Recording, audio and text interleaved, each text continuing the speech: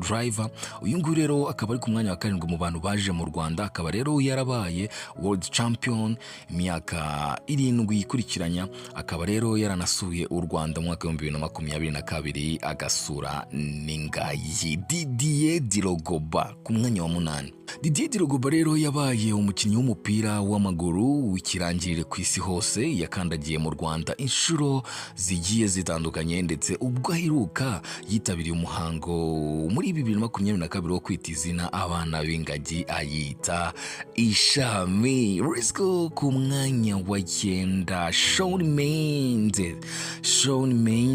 Uyu nguyu ni umuhanzi w'icyamamare ku isi hose, aho yakoze indirimbo zitandukanye nka Treat You Better, Senorita, ariko nyine kumwe na Camila Cabello ya Senorita nababwiraga uyu mugabo bari kumwe. Akaba rero yarasuye u Rwanda ari kumwe n'umuryango we mu mwaka wa 2023, bahagirira ibihe byiza rwose. Yasuye ingagi ndetse yanahuye n'umuhanzi The Ben, ngira ngo murabyibuka, bisakuza nyine bisa nk'ibisakuza ko The Ben yahuye n'umuhanzi w'icyamamare byadanje, waje anavuga yuko amukunda by'umwihariko. Ladies and gentlemen, The Mic Radio ndetse na TV ndimo ndakugezaho ibyamamare bigiye bitandukanye bikomeye ku isi ya rurema byagiye bisura u Rwanda mu bihe bitandukanye. Tukaba tugeze ku mwanya wa 10. Ku mwanya wa 10 rero exclusively hariho uwo twita Angelina Jolie.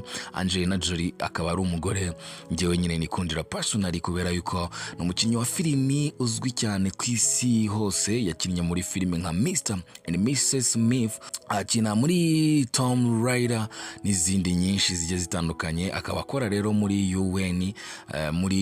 UNHCR, ngira ngo uyu mushinga murawuzi. Asura u Rwanda rero anunamira abazize jenoside yakorewe abatutsi muri Mata umwaka wa 1994. Nanga rero dusoreje nyine urutonde rwacu. Nawe uramutse ufite abandi bantu b'ibyamamare nyine bakomeye cyane ku isi ya rurema baba barasuye u Rwanda, nta kabuza ushobora kuba mentioninga hasonga muri commentaire kugira ngo dukomeze tugende twunguka ibijyanye n'ubumenyi ndetse na entertainment muri rusange, tunateza imbere ubukerarugendo bw'igihugu cyacu. Ni The Mic Radio ndetse na TV, mwarakoze kuduhitamo cyane. Mwakora subscribe ku YouTube channel yacu yitwa The Mic Radio na TV. Mic mbabwira ni microphone ariko mu buryo buvunaguye cyane. Hanyuma rero ku mbuga nkoranyambaga zacu dukoresha boss kabutura. It is the same place, the same house and the same vibes. Stay in touch.